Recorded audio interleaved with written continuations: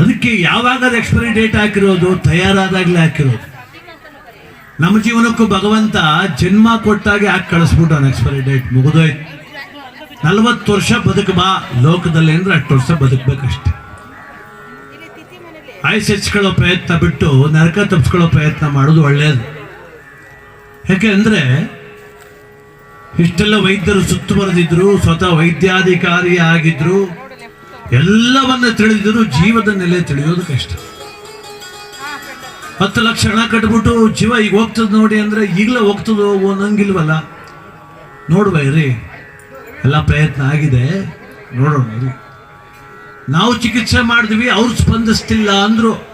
ಅವರು ಅಂದರೆ ಯಾರೋ ದೇಹ ಅಲ್ಲ, ಒಳಗವರಲ್ಲ ಒಬ್ಬರು, ಅವರು ಜೀವ ಆತ್ಮ ಸ್ಪಂದಿಸ್ತಿಲ್ಲ ನಮ್ಮ ಜೊತೆ.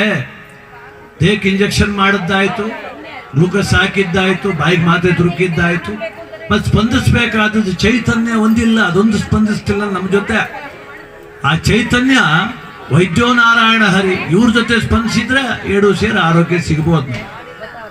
ಆದರೆ ಯಾವಾಗ ಜೀವ ಚೈತನ್ಯ ಸ್ಪಂದಿಸಲೇ ಇಲ್ಲ, ಇನ್ನು ಯಾವ ಸ್ಪಂದನೆಯೂ ಈ ಪ್ರಪಂಚದಲ್ಲಿ ಉಳಿಯೋದಿಲ್ಲ. ಅದಕ್ಕೆ ಹುಟ್ಟು ಉಚಿತ, ಸಾವು ಖಚಿತ. ಈಗ ನಾವು ಸರಸ್ವತಮ್ಮನವ್ರು ಹುಟ್ಟಿದ್ದು, ಅವ್ರು ಸತ್ತಿದ್ದು ಅದು ಲೆಕ್ಕ ಇಲ್ಲ. ಈಗ ಅವ್ರು ಬದುಕಿದ್ದಷ್ಟೇ ಲೆಕ್ಕ. ಹೆಂಗೆ ಮಾತಾಡ್ತಿದ್ರು, ಅವ್ರ ಪ್ರೀತಿ ಹೇಗಿತ್ತು, ಅವ್ರ ಸನ್ನಡತೆ ಹೇಗಿತ್ತು, ಇದು ಬಹಳ ಮುಖ್ಯ. ಕಾರಣ ಒಬ್ಬ ವ್ಯಕ್ತಿ ಜೊತೆ ಮಾತಾಡಿದ್ರೆ 10 ನಿಮಿಷ, ಕೆಲವರು 10 ನಿಮಿಷ ಮಾತಾಡಿದ್ರೆ ನನಗೆ ಗೊತ್ತು, ನನ್ನ ಜೊತೆ 10 ನಿಮಿಷ ಮಾತಾಡಿದಾಗೆ ಅವನೇನು ನಾನು ಅರ್ಥ ಮಾಡ್ಕೊಂಡೆ ಅಂದ್ರು. ಅಲ್ಲಿಗೆ ನಮ್ಮ ಮಾತು ಎಷ್ಟು ಮುಖ್ಯ ನೋಡಿ. ಅದಕ್ಕೆ ಒಬ್ಬ ಜ್ಞಾನಿ ಹೇಳ್ತಾನೆ, ನಾಲಿಗೆ ಮೇಲಾದ ಗಾಯ 4 ದಿನಕ್ಕೆ ವಾಸಿ ಆಗ್ತದೆ, ನಾಲಿಗೆಯಿಂದಾದ ಗಾಯ ವಾಸಿ ಆಗುದಿಲ್ಲ, ಸ್ವಲ್ಪ ಜೋಪಾನಾಗಿವೆ ಅಂತ. ನಾವೇನಾದ್ರೂ ಮಾತಾಡಿ ನೋಯಿಸ್ಬಿಟ್ರೆ ಬಲ್ಕಷ್ಟ. ನಮ್ಮ ಮನೆ ಪಕ್ಕ ಒಂದು ಹೆರಿಗೆ ಆಗೋದು ಈಗ 1 ವಾರದಲ್ಲಿ. ಸೊಸೆಗೆರಿಗೆ ಆಗಿ 10 ಒಳಗೋಯ್ತು. ನಾನು ಕೇಳಿದೆ, ಸೊಸೆಗೆರಿಗೆ ಆಯ್ತವ ಅಂದೆ. ಆಯ್ತು ಸ್ವಾಮಿ ಅಂದೆ. ತಾಯಿ ಮಗು ಚೆನ್ನಾಗವ್ರ ಅಂದೆ. ಚೆನ್ನಾಗವ್ರೆ ಅಂದ ಅಮ್ಮ. ಎಲ್ಲರೂ ಕೇಳೋಂಗೆ ನಾನೊಂದು ಮಾತು ಕೇಳಿದೆ, ಹೆಣ್ಣು ಮಗುನ ಗಂಡು ಮಗುನ ಅಂತ ಕೇಳಿದೆ. ಏನನ್ಬೇಕವಮ್ಮ? ಹೆಣ್ಣು ಅನ್ಬೇಕು ಇಲ್ಲ ಗಂಡು ಅನ್ಬೇಕಲ್ವಾ?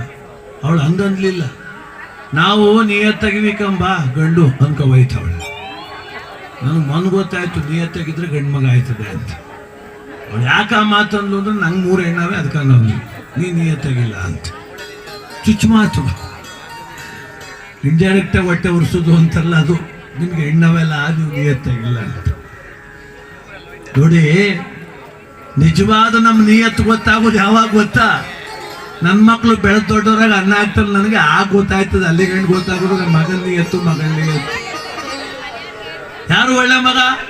ಡಾಕ್ಟರ್ ಆದವರು, ಇಂಜಿನಿಯರ್ ಆದವರು, ಹಣ ಸಂಪಾದನೆ ಮಾಡಿದವರು, ಬಿಲ್ಡಿಂಗ್ ಕಟ್ತವ್ರು, ಅವರೆಲ್ಲ. ನನ್ನ ಊರೊಳಗೆ ನಮ್ಮ ಅಪ್ಪ ತಲೆ ಎತ್ಕ ಓಡಾಡುವಂಗೆ ಯಾರು ಬದುಕವ ನಾವು ನಿಜವಾದ ಮಗ. ನನ್ನ ತಂದೆ ತಾಯಿ ಮರ್ಯಾದೆ ಮಣ್ಣುಪಾಲ್ ಮಾಡದೆ ನಾ ಬದುಕಬೇಕು ಅಂತ ಯಾರು ಮಗಳು ಬದುಕ್ತಾವಳು, ಕಟ್ಟುವ ಸುಖ, ಅವಳು ನಿಜವಾದ ಮಗಳು.